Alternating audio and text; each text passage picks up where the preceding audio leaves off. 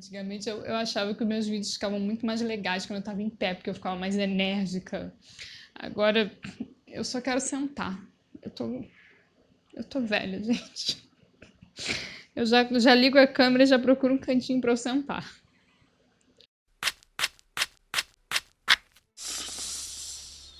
Oi, gente, tudo bom? Aqui é Bela Almeida e hoje eu vou contar pra vocês como, quando, onde e por que eu parei de comer carne. Na verdade, esses vídeos são todos iguais, então deixa eu resumir. Eu assisti um documentário e parei de comer carne. Então, não assistam documentários.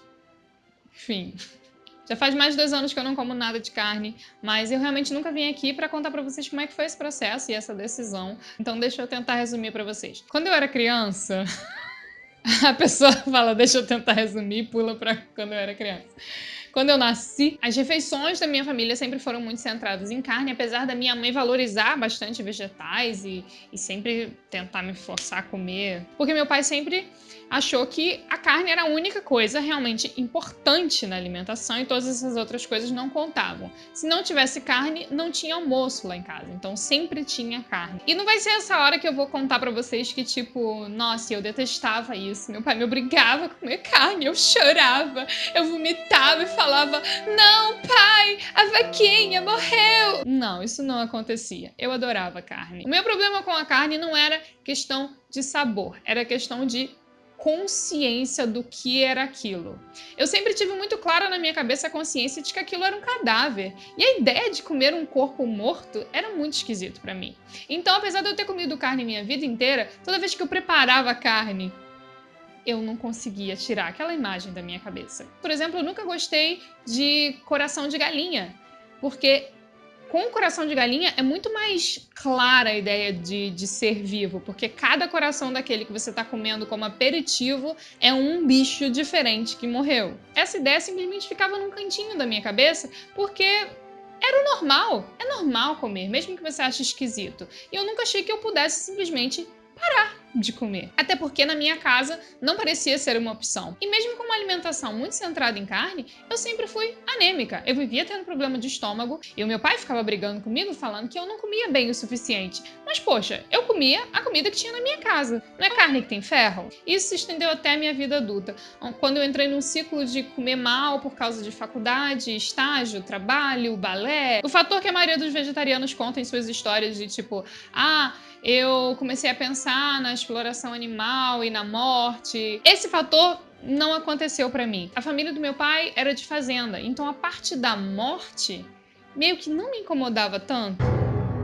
É difícil falar isso sem parecer uma sociopata, né? Mas é verdade. Eu já matei galinha com a minha tia, eu já abri um freezer e vi uma cabeça de porco. Eu sabia como era a parte da morte. Eu só achava estranho comer o cadáver. Então não foi por compaixão pelos bichos. Foi por causa do meio ambiente. Um dia na minha adolescência eu fiz um teste de pegada ecológica, que basicamente calcula qual é o rastro que você está deixando de poluição, de dano no planeta. Eu tava tipo, eu vou me dar super bem, porque eu reciclo. E quando veio o resultado do meu teste, veio escrito que se todas as pessoas se comportassem como eu, nós precisaríamos de 2 planetas Terra. Mas por quê? Carne. Eu comia carne todos os dias, 2, às vezes 3 vezes por dia. E eu, como todas as outras pessoas, escolhi ignorar esse fato. Porque a partir do momento que eu soubesse tudo sobre esse assunto, eu não ia ter outra opção a não ser parar de comer carne. E eu não tava afim! Até que um dia um amigo meu me recomendou um documentário que tinha acabado de sair, chamado Cowspiracy. Vocês já devem ter ouvido falar desse documentário. O documentário Cowspiracy mostra qual é o verdadeiro efeito da pecuária no planeta. E eu sempre fui apaixonada pelo planeta. Eu sou ecochata desde pequenininha. Eu acho que isso é culpa do Capitão Planeta. Eu via muito Capitão Planeta quando eu era criança. Eu aprendi que a quantidade de terra que se usa para a produção de gado é astronômica. Se nós usássemos esse mesmo espaço para plantações, nós conseguiríamos alimentar 4 vezes mais pessoas, na metade do tempo, por 1/3 do preço. E a quantidade de água que se gasta para criar um bezerro, desde o nascimento até que ele vire uma vaca e produza meio litro de leite, é absurda. A escala de litros de leite para litros de água é de 1000 litros de água para 1 litro de leite. Daria para usar essa água toda para alimentar todas aquelas plantações que eu acabei de falar e ainda sobraria para resolver o problema da seca. na África.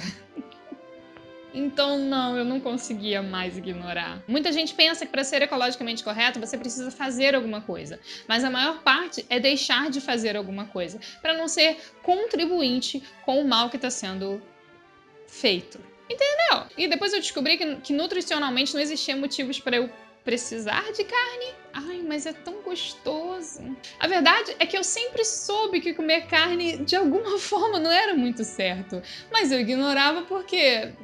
o gosto é bom, né? O problema da balança da pecuária é que de um lado nós temos o meio ambiente e do outro nós temos... É gostoso. Mas e os bichos? Ai, mas é gostoso. A Amazônia tá sendo desmatada para virar pasto. Mas é gostoso. E a água do planeta? Mas é tão gostoso. Mas o gás metano que as vacas produzem? Mas é gostoso. Mas o consumo de proteína animal tá ligado a câncer, diabetes, colesterol? Mas é gostoso. E chegou um ponto na minha vida que a balança não tava mais conseguindo ficar para esse lado. E eu decidi parar de comer carne. Não foi uma decisão fácil, porque... é gostoso. A verdade é que não tinha mais como ignorar. Eu penso numa cena de Hannibal Lecter. Eu nunca assisti Hannibal Lecter. Um dia eu tava passando na TV e apareceu uma cena que era um jantar e estavam todos elogiando muito a comida e todos falando muito bem da comida, como aquela carne era maravilhosa. E o Hannibal estava sorrindo, tipo, com uma cara de psicopata. Porque sem saber eles estavam comendo... um ser humano. Imagina que naquela cena, na cena seguinte, ele simplesmente falasse: gostoso, né? É a coxa do John. Eu matei ele ali, cortei a coxa dele.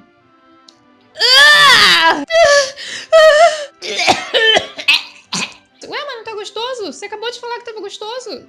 Come, gente, continua comendo. E é tipo isso. Mesmo que eu achasse gostoso, chegou um ponto que não dava mais pra ignorar. Eu li uma frase uma vez, e eu não me lembro de quem é: se os açougues tivessem paredes de vidro, todos seriam vegetarianos. Essa frase é legal, mas a morte afeta as pessoas de formas diferentes. Talvez para as pessoas que param de comer carne por pena dos animais seja mais fácil do que pra mim, porque eu meio que não tenho pena. O que me afetou foi saber tudo que estava por trás. Se as fábricas tivessem paredes de vidro, se a produção tivesse paredes de vidro, se a forma como eles desmatam tivesse paredes de vidro. Então, quando eu decidi que não dava mais para ignorar e eu precisava parar de comer carne, eu comecei a primeiro fazer aquilo que estava ao meu alcance, que era, no que dependesse de mim, eu não comeria carne. Então, todas as vezes que eu comia fora, eu não comia carne. Eu realmente achava que na minha casa seria impossível, que meus pais não seriam nada receptivos a essa ideia. Então eu decidi que eu pararia de comer carne após o casamento, porque seria mais fácil quando eu fosse totalmente responsável pelas compras da minha casa, e também seria mais fácil lidar com meu marido do que com os meus pais. Nossa, como eu tava enganada sobre meu marido! Meus pais foram super receptivos, gente. Com o marido foi complicado, mas nós vencemos. E pra terminar, deixa eu explicar pra vocês por que eu não gosto de ser chamada de vegetariana. A verdade é que eu não gosto de ser rotulada por uma coisa tão básica quanto alimentação. Eu nunca comi peixe, por exemplo, simplesmente porque nunca gostei de peixe desde pequena. E eu nunca precisei de uma palavra específica para isso. Eu tenho uma amiga que não come cebola, eu conheço pessoas que não comem coentro, e nenhuma delas tem uma definição.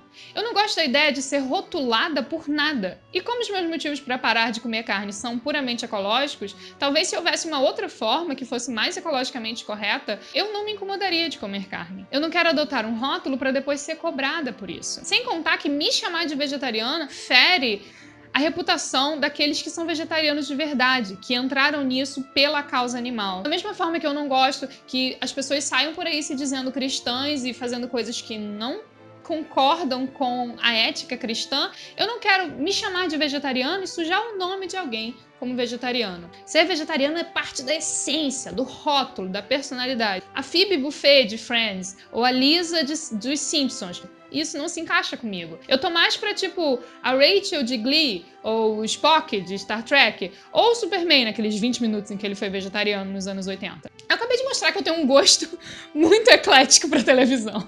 E é isso, essa é a história de como, quando e porquê. Eu pretendo fazer um vídeo contando um pouquinho sobre o que mudou nesses 2 anos na minha vida, depois que eu parei de comer carne.